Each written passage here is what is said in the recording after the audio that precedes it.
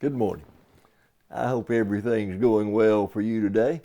And I hope it's going to be a great week for you as you live your life for God and serve as a tremendous example of one of faith. I want to focus today with you on one of my favorite verses of the Bible. In Romans chapter 8 and verse 28, Paul had been talking about things that he knew or we know and things that we do not know. When he comes down to verse 28, and we know. Now listen closely to what he says in this, that we know that in all things God works for the good of those who love him and who have been called according to his purpose. We know that. There are lots of things in life that we guess about, we wonder about, we think about, we even wish for. It's intriguing to me that Paul just before this would say we don't know what to pray for like we should, but the Spirit intercedes for us with groans that can't be uttered. And he takes that which we long to present to God in just the right words, and the Spirit of God makes it right and gives it to the Father.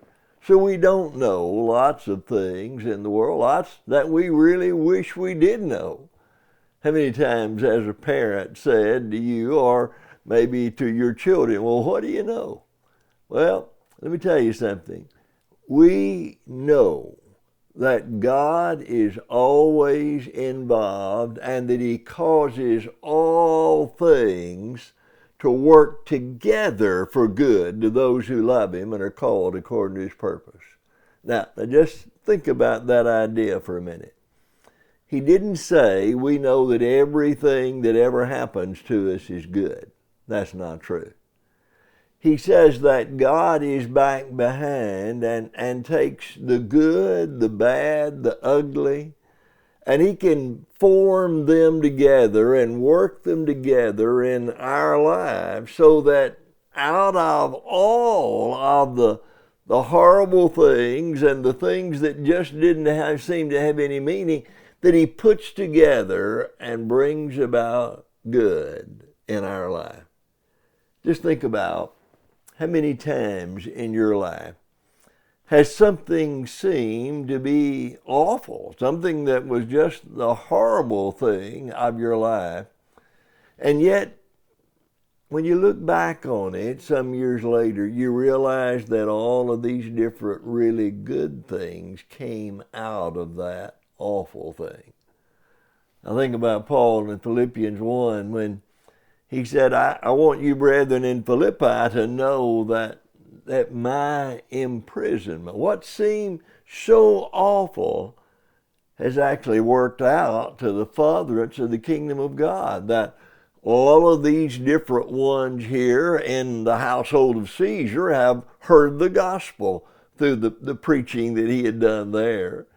And besides that, he said, because I'm here, because I'm in prison, many of the brethren have been moved to preach and teach Jesus themselves, knowing I'm not able to do it anymore from here. And so they've been encouraged. Now some of them, he said, do so out of wrong motive. Some are doing it actually to add to my heartache. But I'll tell you this, I'm thrilled about it because even if it was the wrong motive, Christ is being preached. And I'm thrilled for that. So, bad things happen? Oh, yes.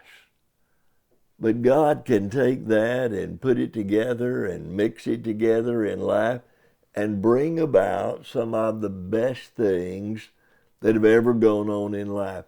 Sometimes it's in the midst of a tragedy that we're changed, that we're moved, that we draw closer to God. Sometimes when everything seems to be going just right in our life, for some reason we seem to drift back in our devotion to the Lord. And it's so often the case that when problems and challenges come, that we're brought back. God causes all things to work together for good to those who love the Lord and those who are called according to his purpose. He did not say, nor did he even imply, that all things work together for good for everybody. It's for those who love God and those who are called according to his purpose. That God is working in their life to bring about good in all situations. That he can turn those things that hurt into blessings if we let him.